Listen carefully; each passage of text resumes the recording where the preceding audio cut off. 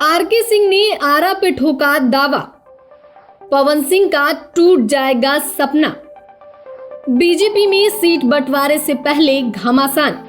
लोकसभा चुनावों को लेकर एनडीए में भले ही सीट बंटवारा नहीं हुआ हो, बीजेपी में अभी से सीटों को लेकर तनातनी देखने को मिल रही है। स्थिति यह है कि कई नेता अभी से अपनी दावेदारी ठोक रहे हैं, यानी कि एनडीए में सीट बंटने के बाद कौन सीट किसके हिस्से में आएगा, इससे पहले ही बीजेपी के नेताओं ने अपनी उम्मीदवारी तय करना शुरू कर दिया है, जिससे बीजेपी में महाभारत की आहट साफ नजर आने लगी है। दरअसल हम चर्चा कर रहे हैं आरा लोकसभा सीट की, जहां से आरके सिंह लगातार 2 बार से चुनाव जीतते नजर आ रहे हैं।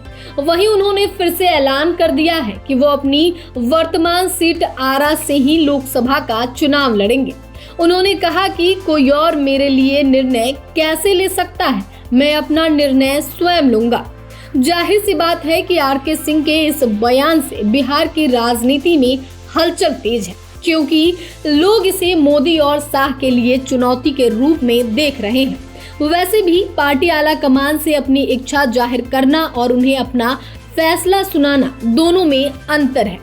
यहाँ आरके सिंह का जैसा बयान है, वह एक तरह से मोदी और शाह को यह बताने के लिए समान है कि पार्टी आरा से चुनाव लड़ने के लिए किसी अन्य चेहरे पे विचार नहीं करे। देखें तो मोदी इस तरह की राजनीति नहीं करते हैं, वो बड़े फैसलों को पर्दे में छुपा कर रखते हैं।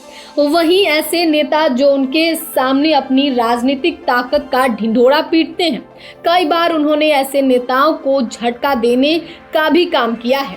ऐसे में सवाल यह उठता है कि आरके सिंह के दावों में कितना दम है। क्या बीजेपी एक बार फिर आरके सिंह पर दाव खेलना चाहेगी? हालांकि आरके सिंह को मोदी लहर में आरा से 2 बार जीत मिल चुकी है। वहीं वो लंबे समय से केंद्रीय मंत्री भी हैं, जिससे यह पता चलता है कि मोदी उनके कामों से खुश हैं। वरना मोदी की यह खासियत रही है कि वो बड़े नेताओं उससे भी मंत्री पद छीनने में देरी नहीं करते हैं। लेकिन राजनीतिक गलियारे में ऐसी भी चर्चा है कि लोकसभा चुनाव में बीजेपी 70+ उम्र का बैरियर लगा सकती है। इसका अर्थ यह हुआ कि हो सकता है कि लोकसभा चुनाव में बीजेपी 70 वर्ष से ज्यादा उम्र के लोगों को टिकट नहीं दे। ऐसी स्थिति में बिहार के कई मौजूदा सांसदों के साथ साथ आरके सिंह का भी पत्ता साफ हो सकता है। देखिए तो आरा से चुनाव लड़ने के लिए बीते दिनों भोजपुरी सुपरस्टार पवन सिंह ने भी संकेत दे दिया। उन्होंने कहा था कि अगर बीजेपी आदेश करेगी तो वह आरा से लोकसभा का चुनाव जरूर लड़ेंगे। इसके लिए उनकी तैयारी भी पूरी है, यानी कि पवन सिंह अपनी मंशा बीजेपी को बता चुके हैं। चूंकि भोजपुरी के कई बड़े अभिनेता राजनीति में अपनी सफलता के झंडे गाड़ चुके हैं, इसलिए अब पवन सिंह भी उसी लिस्ट में शामिल होना चाह रहे हैं।